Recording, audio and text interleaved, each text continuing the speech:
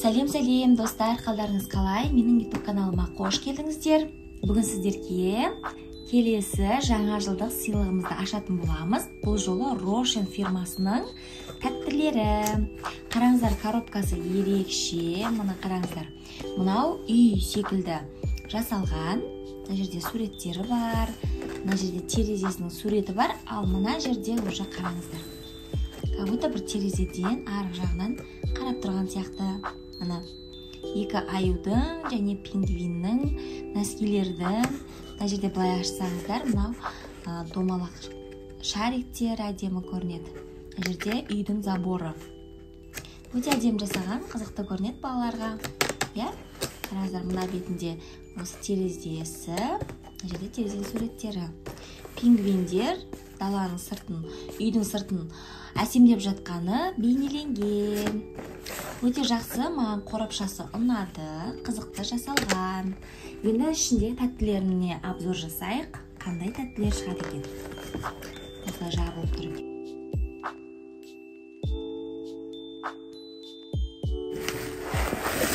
Мінекей.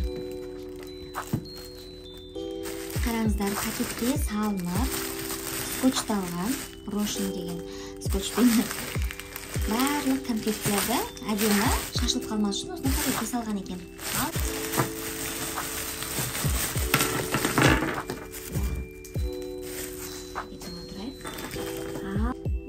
Сливки, ленивки дейді.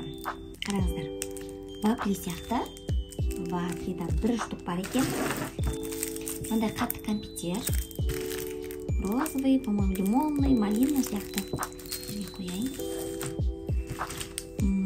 Кенди нут дейді. Жаңғақ пен шоколад. Одан кейін мынандай конфет бар екен. Үшеу екен. 3 штук. Одан кейін мынандай вафли бар екен. Кока-кола, по-моему, чупа-чупсы. Қыздың суреті бар. Смайликтің суреті бар. Чупа-чупс. Коланың мынандай.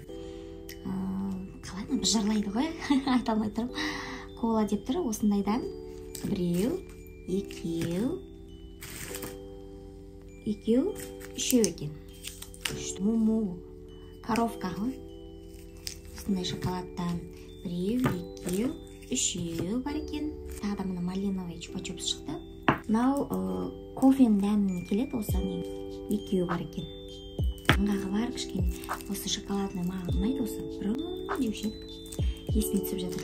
Біреу, екеу, үшеу, төртеу, 5 штук бар екен. Одан кейін мынандай канден нут дейді, жаңағының кішкентайы. Біреу, екеу, үшеу. Мармелад.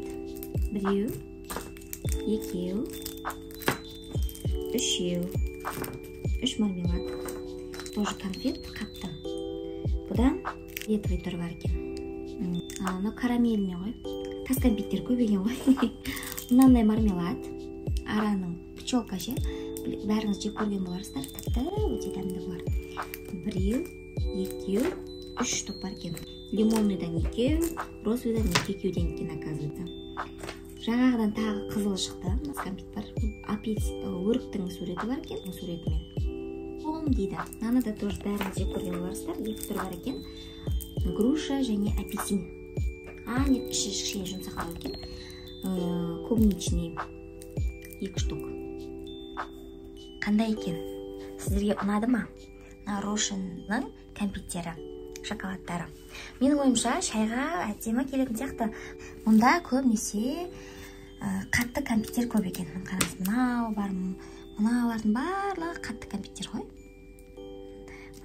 Осының бәрін көрін кеп тұр. Сыртында әдемі жасалған. Ұнап тұр. Топ-томалақ болып шықты. Көрейік, бісмилля. Ішінде шоколадный глазурь. Оннан 9 балл берем. Милк деген көрейік.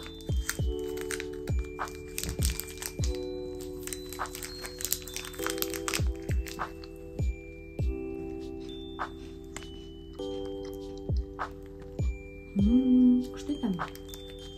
Әдемі екен, шоколадный прям вафли. Оннан 10. желесі.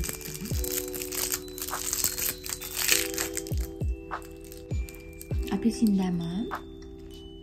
Ішін қараңыздар. Сырты кішкене құмшекер жағылып тұрған сияқты. Ондан 8. Осындай 4 бұрышты. Күшті. Өзіме ұнайды. Прям жаңғақ деп те айта алмайсың. Ирис ба, карамель ба дәмі шығады. Ал достар, енді мен мына бір кола дәмін көргім келіп тұр. Көрейік. Дәмін көрейік енді. Мына жерде тас болып тұр, бірақ ішінде қазір быж-быж дейтін екі шетінен. Көрейік. Осылай быж-быж дейтін. Дәмі бір күшті, кола сияқты. Ал достар, осы менің блогым аяқталды. Маған Рошен фирмасының тәттілері ұнады, жаңа жылдық сыйлықтары.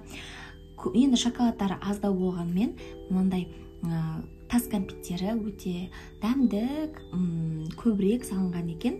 Сол үшін маған осы сыйлық алдыңғы сыйлықтан қарағанда ұнады.